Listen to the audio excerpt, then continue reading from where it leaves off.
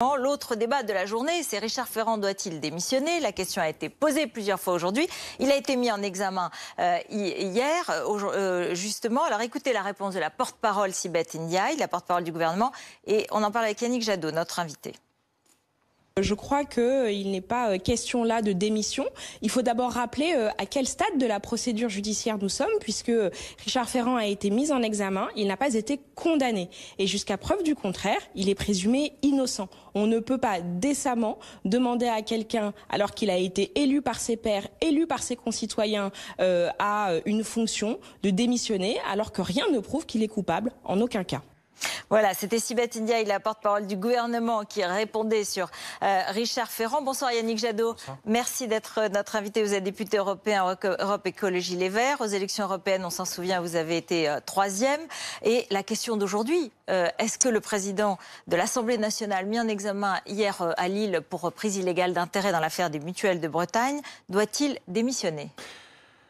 Je pense que comme tous les Français, on attendait du président de la République de l'exemplarité, de l'éthique en politique. C'était sa revendication, c'était sa promesse. Et elle n'arrive pas avec le cas Ferrand. Donc oui, mais il y a une question, il y a deux questions. Est-ce que vous dites oui, il doit démissionner ou pas? Est-ce que vous êtes embarrassé comme d'autres? Je pense que le quatrième personnage de l'État ne peut pas être dans cette situation judiciaire. Donc moi, je préférerais qu'il laisse le perchoir à quelqu'un d'autre. Donc, il est présumé innocent, bien sûr. C'est le pouvoir législatif par rapport au pouvoir judiciaire. Vous avez parfaitement raison. Après, c'est une question d'éthique personnelle, de responsabilité personnelle. Encore une fois, il est le quatrième personnage de l'État. Je pense que cette situation ne donne pas la crédibilité, la force, la sérénité pour exercer cette fonction. Donc, il peut rester probablement député pendant l'enquête, mais qu'il laisse le perchoir à quelqu'un d'autre. Comment apaiser ces relations de justice et politique quand on voit, par exemple, aussi Jean-Luc Mélenchon, on en a parlé il y a un instant, qui crie sa méfiance, sa défiance envers la justice, envers les juges, et qui considère qu'il est l'objet, la victime d'un procès politique. Vous êtes d'accord ? Faut respecter la justice. Quand on aspire aux plus hautes fonctions de l'État, comme l'a fait Jean-Luc Mélenchon, faut accepter, respecter la séparation des pouvoirs. Et pour moi, ça n'est pas un procès politique. C'est pas une affaire extraordinaire, c'est pas un scandale d'État, ce qui est arrivé, mais ça n'est pas un procès politique. On a eu dans notre pays des procès politiques dans notre histoire. C'est quelque chose d'autrement plus sérieux, d'autrement plus grave. Et là, on a un procès, que la justice fasse son travail, mais je ne pense pas qu'on puisse se considérer là dans un procès politique. Les hommes politiques doivent avoir un comportement plus sobre par rapport à...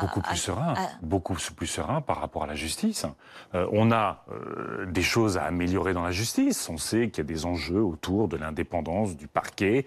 D'ailleurs, c'est régulièrement cité par la Cour européenne de justice.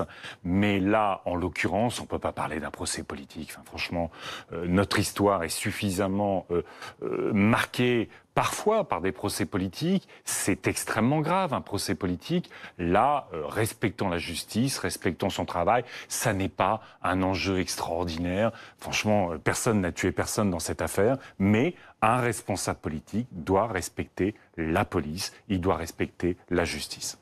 Les pesticides, aujourd'hui, 5 grandes villes interdisent les pesticides sur leur territoire. Paris, Lille, Nantes, Grenoble et Clermont-Ferrand. Objectif, faire changer la loi en pleine polémique sur les distances minimales entre habitations et zones d'épandage. La ministre de l'Environnement, de l'Écologie, Elisabeth Borne, elle a tweeté coup de com'. Merci à ces 5 communes d'avoir confirmé qu'elles respecteront la loi. C'est déjà ce qui existe depuis le 1er janvier 2017. L'utilisation des pesticides est déjà interdite dans les espaces publics. Et depuis le 1er janvier 2019, chez les particuliers. Coup de com', hashtag coup de com'. Alors sur les espaces publics, c'est vrai, attention. 1er janvier 2019, chez les particuliers. Chez les particuliers, c'est un certain nombre de molécules chimiques, c'est notamment le glyphosate, des choses comme ça, qui sont supprimées. Mais moi, j'étais extrêmement choqué par le comportement du gouvernement dans cette affaire. Nous avons des maires qui, au regard des directives européennes, au regard des décisions du Conseil d'État, qui considère qu'aujourd'hui, on ne protège pas assez les habitations, on a un gouvernement qui a décidé d'appliquer ce qu'il y a sur les bidons de pesticides.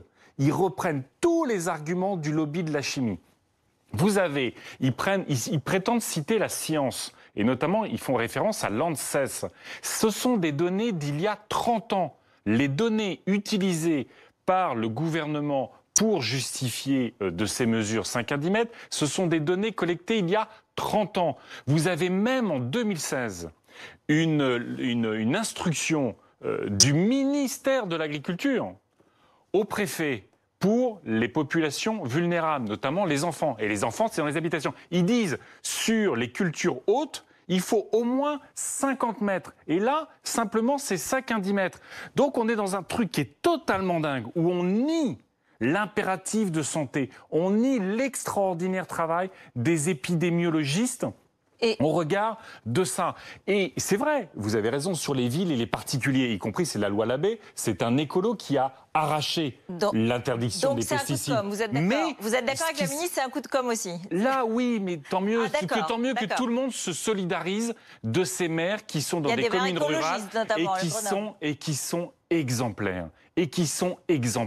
Qui font ce que l'État et le gouvernement ne veulent pas faire. Sur ce plateau, Elisabeth Borne a annoncé la suppression, enfin l'interdiction de 2 nouvelles substances de néonicotinoïdes. Elle dit, c'est pas seulement la distance qui compte, c'est aussi les substances qu'il faut interdire progressivement, c'est les usages qu'il faut réguler, etc. Et les pourquoi substances, ne pas agir? vous savez que sur les distances, un certain nombre de personnes disent, mais si on met des distances trop importantes, en fait, on en revient à l'artificialisation des sols. Ça, c'est le ministre de l'Agriculture. Mais non, quand le ministre de l'Agriculture, qui est censé connaître un peu son domaine, nous explique que l'agriculture biologique, qui serait à proximité des habitations où on retire les pesticides de synthèse. C'est l'artificialisation des sols. Vous vous rendez compte que l'agriculture qui respecte le plus la nature est considérée par ce ministre comme du béton, du bitume qui artificialise les sols. C'est un mensonge. Et au moment où, partout dans nos communes, vous avez des maires qui aimeraient faire le bio dans les cantines, et dans l'ensemble de la restauration collective, que ce soit dans les EHPAD, dans les écoles, et on peut imaginer la restauration collective privée. Eh bien, c'est un formidable levier qu'à proximité des habitations, immédiatement, ça devienne de la culture biologique. Franchement, on a encore une fois, toutes les études nous disent nos organismes sont contaminés, nos sols s'appauvrissent, les insectes disparaissent, les oiseaux disparaissent, et on a un gouvernement qui n'arrive pas à protéger la santé, qui arrête la protection de la santé, là où commence l'intérêt du lobby des pesticides. Yannick et Jadot, c'est franchement choquant. L'actualité sociale, c'est aussi cette réforme des retraites, avec demain une grève quasi totale à la RATP. Oui. Comment on fait demain pour circuler à Paris? Tous à vélo? Ça va être pas facile, il va y avoir les vélos, mais il vaut mieux avoir un abonnement, que ce soit aux différents services. Il y a les scooters électriques, il va y avoir quelques bus. Bien sûr, c'est une difficulté, mais... Et vous comprenez, vous approuvez cette grève préventive, puisque aujourd'hui, le Premier ministre a dit cette réforme n'est pas écrite, elle sera votée avant ou pendant l'été prochain, nous allons encore discuter, il y aura une longue période de transition entre les régimes. Sauf que, moi, ce que je regrette profondément dans ce débat, qui est un débat légitime, franchement, on peut améliorer notre système de retraite. Il n'y a pas d'enjeu financier. Les économistes qui s'occupent de ce sujet-là savent qu'on est à peu près à l'équilibre. En revanche, il y a de terribles injustices dans notre système de retraite. Vous êtes une femme, vous avez un parcours professionnel haché avec du temps partiel, vous êtes extrêmement pénalisé. Oui, mais enfin, le Premier ministre, c'est le même qui a supprimé un certain nombre de critères liés à la pénibilité. Produits chimiques, tiens, comme par hasard, on revient sur les produits chimiques, les postures, les charges qu'on porte en permanence. Et donc, vous savez, un ouvrier, il vit 6 ans de moins qu'un cadre à la retraite. 10 ans en bonne santé. Mais donc il faut rediscuter cette réforme. Mais donc, est-ce que vous êtes d'accord avec cette grève préventive de la RATP? Mais à partir du moment où le gouvernement envoie des signaux sur l'allongement, soit l'allongement de la durée de cotisation, soit l'âge pivot, mais ne met pas au cœur de sa réflexion, de son discours, plus de justice sociale pour ceux qui ont les carrières les plus difficiles, à ce moment-là, il génère toutes les appréhensions. Donc vous approuvez cette grève? Je les pose 3 fois la question. Vous l'approuvez ou vous la désapprouvez? Mais moi, que les salariés se mobilisent pour défendre le statut, qu'il y ait... Pour défendre leur statut. Pour défendre un statut, mais pour défendre la pénibilité. Non, mais vous ne craignez pas qu'il y ait des différences? Parce que, en l'occurrence, à la RATP, il y a des retraites qui se prennent à 52 ans ou à 57 ans. Est-ce que vous ne craignez pas qu'il y ait des jalousies, des divisions qui émergent à propos de cela? Parce qu'il y aurait chacun qui défend son régime? Il faut simplifier les régimes de retraite, on est d'accord. Moi, j'ai pas de souci. Mais je n'ai pas de souci à ce qu'on regarde la réalité des pénibilités.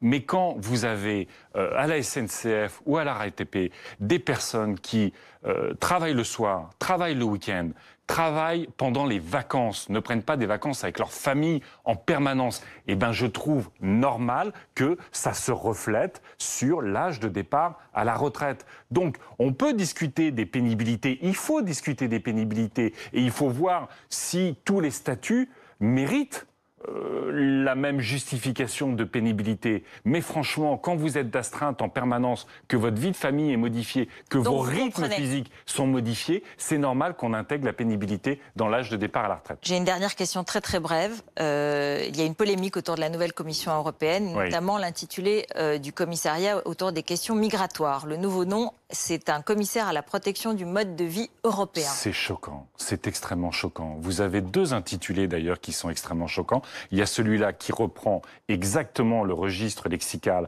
de l'extrême droite, c'est-à-dire qu'au fond, les réfugiés sont une menace pour notre mode de vie, donc c'est le fantasme du grand remplacement. Et puis il y a un deuxième intitulé qui est choquant aussi, c'est vous avez un commissaire responsable de la démographie. Vous savez les énormes pressions qu'il y a en Pologne et ailleurs sur le droit et l'accès à l'avortement, sur le statut des femmes, et mettre la démographie, qui n'est pas une compétence de l'Europe, dans un intitulé, c'est donner des gages à toutes ces logiques conservatrices, réactionnaires, qui veulent remettre en cause notamment le droit des femmes. Merci beaucoup. Merci. Yannick Jadot d'être venu sur notre plateau. Face à Duhamel, c'est tout de suite.